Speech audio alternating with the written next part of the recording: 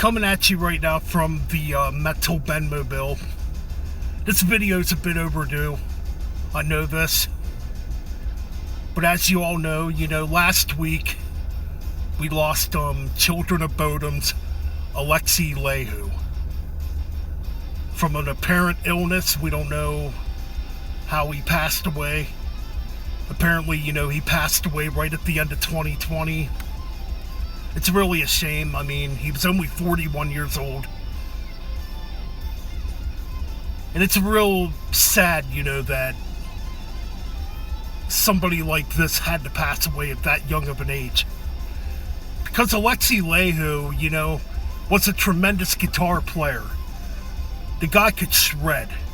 The guy was one of the greats within the last 25 years when it comes to metal guitar playing.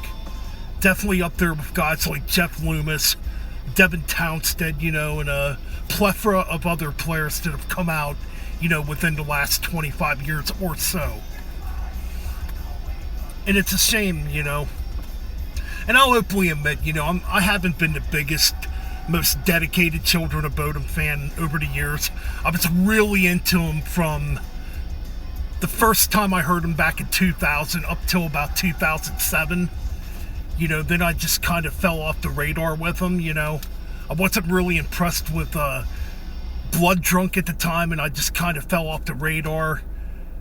Here and there, I would sample their albums, and a lot of it didn't really do anything for me at the time.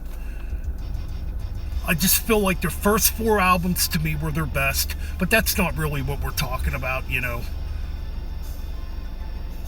He was a great guitar player, I gotta go back and give these albums another listen, and maybe see what I can find in them, maybe I'll enjoy them more. I mean, I did see Children of Bodom live back in 2013, at Mayhem Fest. They were really, really good live. They were amazing live. And Alexi Laiho had an amazing energy to him on stage. They were definitely very good live. I mean, they didn't play for very long, be it a festival, but, what they played, was amazing. At the time Halo of Blood was out, I did buy Halo of Blood at that time, and I thought that was actually a really good album. I thought that album was a very good return to form. I no longer own it no more, though. Like I said, I don't have many Children of Bodom CDs. Like, I'll show you what I have still. Of course, I got the debut, Something Wild. I believe this is a 2002 reissue. I bought it, right when it came out. This reissue, that is. I wish I had the original. And this one right here was the very first Children of Bodom album I bought and heard way back in 2000. I'm talking about their second album, their sophomore album, Hatebreeder. This album blew me away. When I first bought this and listened to it, it blew me away. I listened to it, religiously at the time, Just great shredding guitar work on here. Excellent musicianship, And they were definitely a band that had their own sound. I mean, they were like a mixture of black metal early on with the neoclassical and the melodic death metal, and a little bit of thrash metal. They definitely had their own sound, and they were a fun band, Of course, we got their third album, Follow the Reaper, which personally is my favorite Children of Bodom CD album. I think this is a phenomenal album. They were just on fire, man. They were getting ready to take off here in the States around this time. But it was the next album, Hate Crew Death Roll, where they would really take off around here. I no longer own that CD. I wish I still had it. The last one I ever bought was, besides Halo of Blood, but I don't own it no more. But at the time in 2005, I did buy this when it first came out. I no longer have the album cover. I apologize. Aren't You Dead Yet? First album on a major label. I thought this album at the time was a step down, even though they do a very cool cover of the Ramones. Oh my god, I'm losing my mind here. Oh yeah, the Ramones, Somebody Put Something in My Drink. I apologize for that.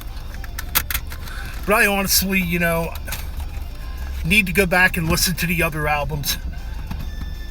I first heard Children of Bodom in 2000. Like I said, it was a Metal Maniac magazine around the summer of 2000 how I first found out about Children of Bodom. They were working on the album Follow the Reaper at the time. And the first time I heard Children of Bodom, strangely enough, was on a Scorpions tribute CD that Nuclear Blast Records put out in 2000.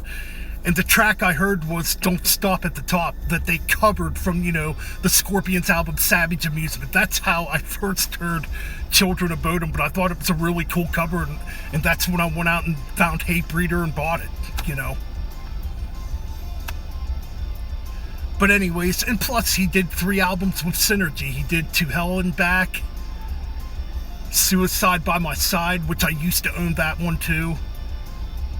Oh my god, and I forget the name of the other album. There's a 3rd album though, and I cannot think of the name of it off the top of my head. But yeah, he did 3 albums with Synergy, which was more power metal, with Kimberly Goss on vocals. That was his girlfriend at the time, Alexi Laiho's girlfriend at the time. And, he guest appeared on Janie Warman from Children of Bodom solo projects. He would do guest appearances on. Just a talented player, it's a shame. I do think he was the best guitarist, to come out of that scene, within the last 25 years. Just tons of energy. The guy loved to party. He loved to drink. But anyways, that's my tribute to Alexi Laiho.